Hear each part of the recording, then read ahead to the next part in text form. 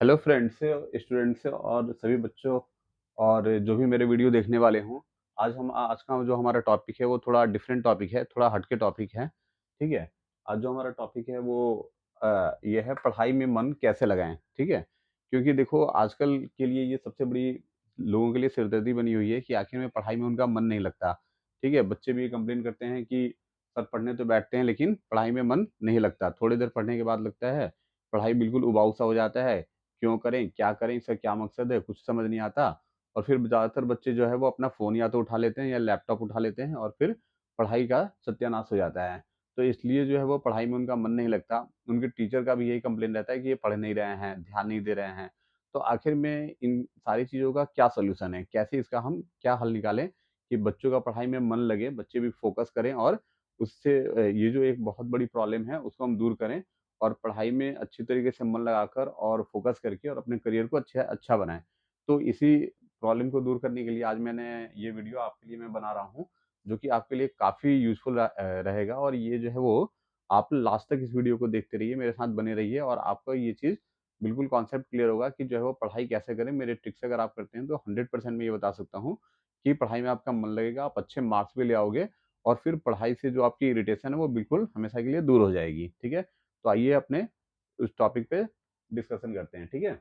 मैं आपको एक-एक पॉइंट्स करके सब कुछ क्लियर करता हूँ कि कैसे पढ़ाई करना चाहिए और क्या कुछ आपके बड़ा ही हेल्पफुल होगा। सबसे पहले देखिए फर्स्ट पॉइंट है मेरा मेक लेस फ्रेंड्स। देखिए सबसे पहले पहला चीज़ क्या होता है कि आजकल जो जैसे नेट का ज़माना है, आजकल तो पता ही है आपको लैपटॉप, मोबाइल हर बच्चों के हाथ में होता है।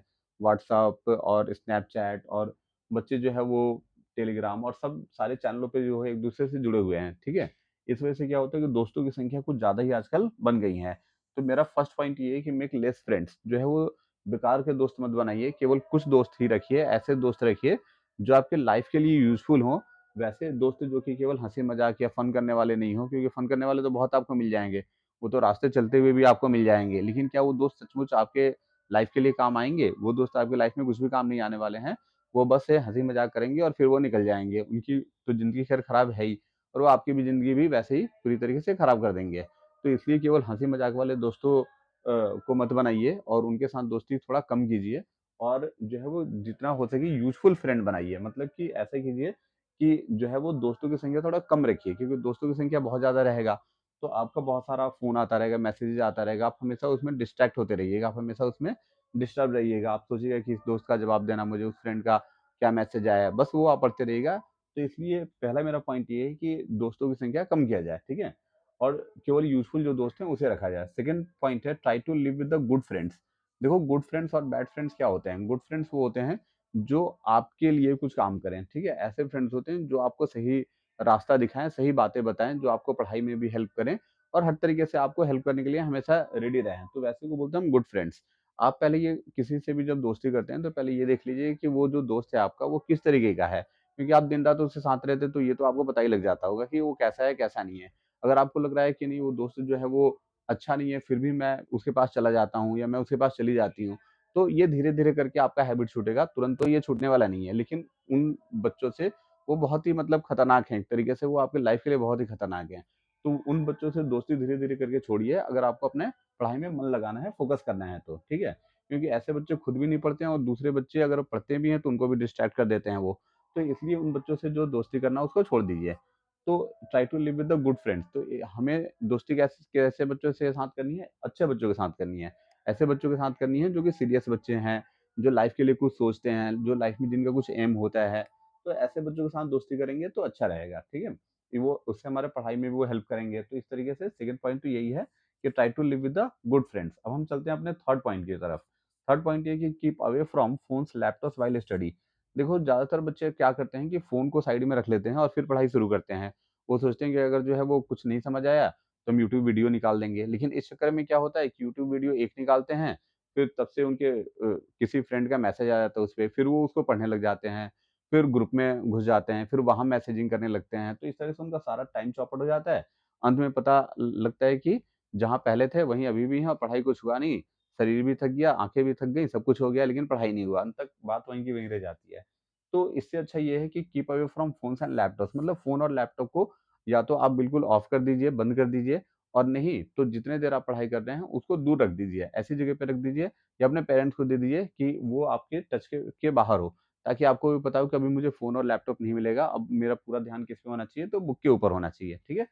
अब हम आते हैं अपने 4 पॉइंट्स पे, 4th पॉइंट पे, make short notes in simple language. देखिए, जब आप किसी भी चैप्टर को रीड करते हैं, तो जो बुक का लैंग्वेज होता है, वो थोड़ा टफ लैंग्वेज होता है। लेकिन आप उसको कोशिश कीजिए कि उसमें जो इम्पोर्टेंट लाइन्स हैं, उसको अंडरलाइन कीजिए और अंडरलाइन करके और फिर आप उसको सिंपल लैंग्वेज में कन्वर्ट करने का कोशिश कीजिए, ठीक है? किसी कोई फ़नी नोट्स भी बना सकते हैं आप, कुछ फ़नी इंसिडेंट्स भी उसके साथ डाल सकते हैं। ऐसा करने से क्या होगा कि आपकी पढ़ाई का इंटरेस्ट भी बनेगा और आपको ये भी लगेगा कि जो है वो ये चीज़ इतना मुश्किल नहीं है। ठीक है? चूँकि देखिए बुक में क्या होता है, बुक में तो डिफ़िकल्ट लैंग्वेज लिखा होता है। हर किसी को पता है कि वो तो एडिटेड बुक्स होते हैं, तो वो उसमें जो लैंग्वेज दिया जाता है, वो टफ़ लैंग्वेज दिया जाता है। लेकिन अगर आप थोड़ी-सी कोशिश करेंगे, तो आप ऐसा नोट्स बना सकते हैं, जो कि बहुत ही सिंपल लैंग्वेज में हो। अगर आपको ऐसा नहीं हो रहा है, तो कोई ट्यूटर की मदद आप ले सकते हैं, अपने पेरेंट की मदद ले सकते हैं, चाहे किसी की भी मदद आप ले सकते हैं। वो आपके पढ़ाई के लिए बहुत ज़्यादा यूज़फुल रहेगा कि जो नोट्स आपका है, वो किस तरीके का है। वो आपके अगर सिंपल लैंग्वेज में होगा, तो आपको पढ़ने में भी बहुत मज़ा आएगा और वो आसानी से फिर आप उसको कवर करेंगे और उसको बार-बार आप पढ़ेंगे क्योंकि आपको उसमें इंटरेस्ट आ रहा है। तो मेरा 4th पॉइंट यही था कि make short notes in simple language. ये छोटे-छोटे नोट्स बनाइए, बहुत लंबे नोट्स मत बनाइए, उसमें आपका इंटरेस्ट नहीं आएगा। और फिर वो आपका जो नोट्स है वो एकदम सिंपल लैंग्वेज में होनी चाहिए, ठीक है? किसी भी बात को हम बहुत डिफिकल्ट लैंग्वेज में भी बोल सकते हैं, किसी भी बात को हम बहुत सिंपल लैंग्वेज में भी बोल सकते हैं। तो उसका अगर पॉसिबल हो, तो आप सिंपल सिंपल लैंग्वेज निकालिए, उसके जो टर्म्स हैं उसको सिंपल कीजिए, ठीक है? इससे आपका जो पढ़ाई का जो बड़े आंसर हैं या कोई भी डिफिकल्ट कॉन्सेप्ट है, वो बहुत आसान होने वाला है, ठीक है? उसके बाद जो है 5th पॉइंट है वो है try to read all chapters and think about them. देखिए कोशिश ये कीजिए कि केवल नोट्स को ही मत ध्यान में रखिए कि चलो कहीं से नोट्स मिल गया, याद कर लिया, एग्ज़ाम निकल गया, बस हो गया, बहुत अच्छी बात हो गई। उससे आपका करियर नहीं बनने वाला है। चलिए थोड़े बहुत अगर मार्क्स भी आ गए हैं तो उस मार्क्स का कुछ यूज़फुल नहीं होगा, वो मार्क्स आपके किसी भी लाइफ़ के किसी भी पार्ट में काम-वाम नहीं आने वाला है, ठीक है? तो उसके लिए आपको चाहिए कि जो बुक है, बुक को आप रीड कीजिए, ठीक है? रीड करके और उसके बाद अगर आपको वो चैप्टर नहीं समझ आ रहा है तो आप किसी की हेल्प लीजिए।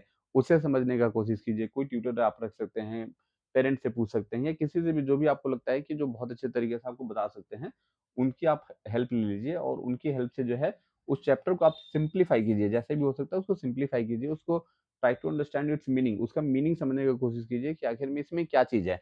ऐसा ज़रूर कुछ होगा जो कि आपके लाइफ से भी जुड़ा हुआ हो उस चैप्टर के अंदर, तो फिर वो इंसिडेंट आप याद भी रख सकते हैं और वो बहुत आपके लिए ईज़ी कॉन्सेप्ट हो जाएगा। तो इस तरीके से जो है वो अगर आप इन 5 पॉइंट्स को फ़ॉलो करते हैं, तो मेरा ये 100% गारंटी है कि आपका पढ़ाई में मन जो नहीं लग रहा था, वो आपका पढ़ाई में मन लगना बिल्कुल शुरू हो जाएगा और आप जो है पढ़ाई में फ़ोकस करेंगे और उसके आपके मार्क्स जो है वो पहले से बहुत अच्छे आने लग जाएँगे, ठीक है? Thank you. देखिए अब हमारा जो 6th पॉइंट है, उस पे हम आते हैं, फ़ोकस करते हैं कि 6th पॉइंट क्या है हमारा, जिसको कि हम पढ़ के जो है वो पढ़ाई में फ़ोकस कर सकते हैं। Select good place to study. देखिए select good place to study मतलब पढ़ने का जो प्लेस है वो आपका सही होना चाहिए, ठीक है? जैसे अब जहाँ पे सभी लोग बैठे हुए हैं, खूब हल्ला-गुल्ला मच रहा है, वहीं पे आप अपना बुक लेके बैठ जाते हैं कि चलिए ठीक है, हम भी थोड़ा टीवी देख लेंगे, थोड़ा एन्जॉय कर लेंगे, सभी लोगों के साथ थोड़ा फन भी कर लेंगे और फिर हमारा पढ़ाई भी अच्छे से हो जाएगा। तो ये बिल्कुल नहीं हो सकता है क्योंकि अगर आप इस तरीके से पढ़ते हैं, तो आपको कोई भी कॉन्सेप्ट क्लियर नहीं होगा, आपको कुछ भी क्लियर नहीं होगा, ठीक है?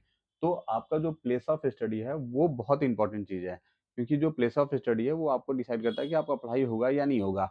आप ऐसे प्लेस को चुनिए जहाँ पे कोई हल्ला-गुल्ला ना हो, एक अपना छोटा-सा कोई कॉर्नर ही ले लीजिए रूम का, ठीक है? उसमें अपना चेयर टेबल लगा लीजिए और घरवालों को भी ताकि पता लगेगा कि भई यहाँ पर एक जगह ये पढ़ रहा है, तो वो आपको डिस्टर्ब नहीं करेंगे, उनको पता है कि शांति से वो आराम से पढ़ रहा है, ठीक है? अब आप सबके बीच में पड़े हुए हैं, उसी में पढ़ाई भी कर रहे हैं, तो कॉमन सी बात है सब फन कर रहे हैं, आप भी फन कर रहे हैं, तो उसमें आपका पढ़ाई नहीं हो रहा है, ठीक है? तो आपका जो सिलेक्शन ऑफ प्लेस है वो अच्छा होना चाहिए कि ऐसी जगह हो जहाँ पर कि आप आराम से बैठ के और पढ़ें और बाकी घरवालों को भी ये पता हो कि ठीक है, ये पढ़ रहा है इसको डिस्टर्ब नहीं करना, ठीक है? अब 7वें पॉइंट पे हम आते हैं, don't read same thing again and again. देखिए किसी-किसी बच्चों का ये हैबिट होता है कि जो चीज़ उसको अच्छा लगता है वही उसको बार-बार, बार-बार उसी चीज़ को वो पढ़ता रहता है। उसको ये नहीं पता होता कि उसका सिलेबस क्या है, उससे उसको कोई मतलब भी नहीं होता है कि उसका सिलेबस क्या है या नहीं है। वो बस उसी चीज़ को बार-बार, बार-बार एक ही चीज़ को रिपीट करता रहता है, चाहे उसको कितने अच्छे से भी आ रहा है, उसे लगता है कि ये पढ़ने में तो बड़ा मज़ा आ रहा है, इसी को बस पढ़ते जाओ, पढ़ते जाओ, पढ़ते जाओ। लेकिन क्या इससे उसका जो सिलेबस है वो कवर हो पाएगा? क्या वो उसकी पढ़ाई हो पाएगी? बिल्कुल नहीं होगी। तो जो चीज़ एक बारी हमें समझ आ गया उसको हमें बात के लिए छोड़ देना चाहिए और जो है उसी चीज़ को बार-बार, बार-बार रिपीट नहीं करना चाहिए, बल्कि हमें फ़ोकस उस पे करना चाहिए, जो पार्ट हमारा कवर नहीं है उसको सिम्प्लीफ़ाई करते हैं, उसको समझने की कोशिश करते हैं। ठीक है? फिर हमारा 8th पॉइंट देखिए, try to think this is helpful for my future. देखिए, स्टडी जो है वो हमारे फ्यूचर के लिए होता है, ठीक है? अगर ये बात हमारे दिमाग में अगर बैठी हुई है, तो अगर नहीं भी बैठी हुई है तो पढ़ते समय इन बातों को ज़रूर हमें अपने दिमाग में, किसी भी स्टूडेंट को अपने दिमाग में लाना होगा कि देखिए, ये जो पढ़ाई है वो आज का पढ़ाई नहीं है, बल्कि इस पे हमारा पूरा फ्यूचर जो है वो डिपेंड करता है, ठीक है? अगर ये बात दिमाग में अगर उसे आती रहेगी, तो ये समझो कि इसको अगर नहीं भी हो रहा है तो वो इन अक्षरों को वो बड़े-बड़े अपने कमरे में जहाँ भी पढ़ता है, कोई स्टडी टेबल है, कुछ भी ऐसा, तो वहाँ पर ये लिख के जो है वो अपना रख ले और उसको बार-बार देखे, जिससे कि उसको ये चीज़ पता रहेगा कि ये जो स्टडी है वो उसके आज के लिए नहीं है, प्रेज़ेंट के लिए ही केवल नहीं है, बल्कि उसके फ्यूचर को भी ये चीज़ डिसाइड करेगा।